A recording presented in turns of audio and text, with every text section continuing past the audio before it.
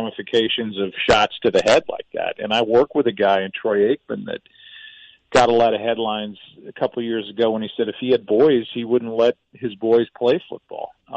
Now, Troy will tell you that he retired because of a bad back, not because of head injuries.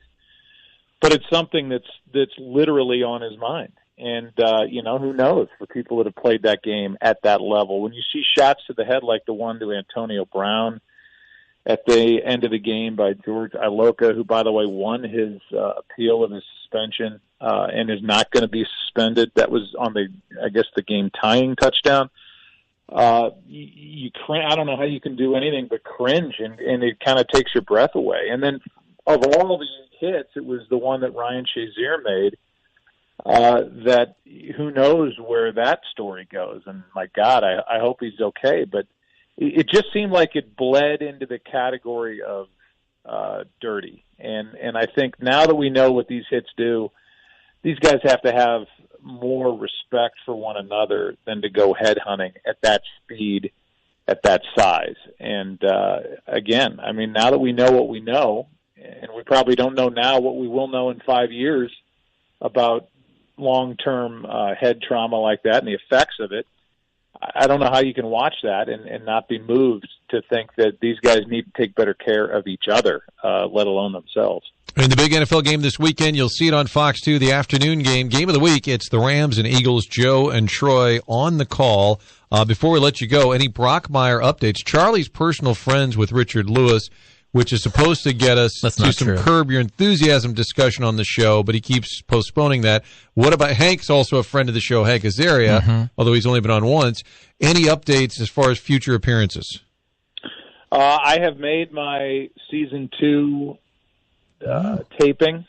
I'm in the books. I'm on their list, so I'm in it. I'm a part of Jim Brockmire's intervention. But it's not important enough to me to miss a women's senior skins event. So I am via iChat dipping into their intervention. The real story is I was supposed to be there and couldn't make it work schedule-wise, so they just came to one of my games and we did it from there. But it's funny. I mean, the writing is so good. It's dark. It's not really good kid viewing, but it's really, I think, well done. I think Hank's blown away by how good the writing has been, and it's gone from a 5-minute little feature on Funny or Die to at least 2 seasons of full, fleshed-out characters with actresses like Amanda Peet and others. I don't think he, in a million years, would have believed that this was possible. It's a really good show, I think. Joe, great to talk to you. Have fun in L.A. this weekend. We'll be watching the game on Fox. Oh, by the way, Iggy wanted me to know if Lady Gaga was the best halftime show ever. These are final notes here on this visit.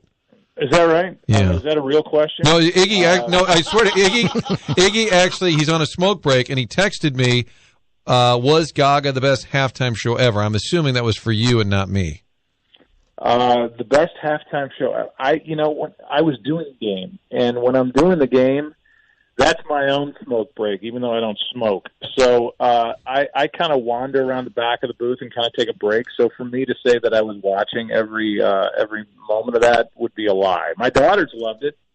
I'm sure my daughters and Iggy have similar tastes in a lot of things, so they thought it was great. That's very, very true. You have no idea how true that is. All right, Joe, thanks so much for the time. If we don't talk to you, have a great Christmas.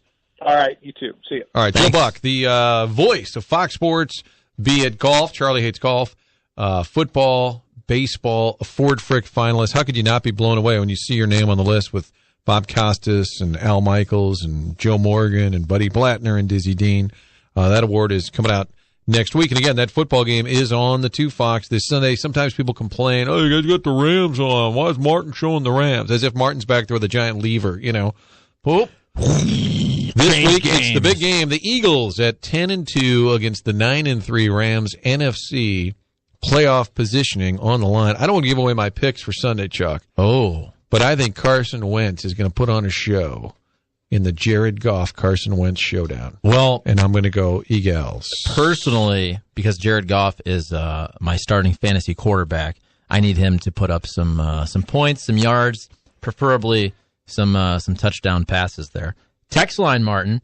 Wow, bass fishing and Stockholm Syndrome referenced in the same interview. I love Joe Buck. Somebody else, so this is from earlier. Text read from text line, 0. Text from Charlie's personal phone, 10. Big show today, fellas. They're complaining about my lack of reading the text line. Because Chuck is my assistant, so to be honest, if he doesn't read the text line, it doesn't get done.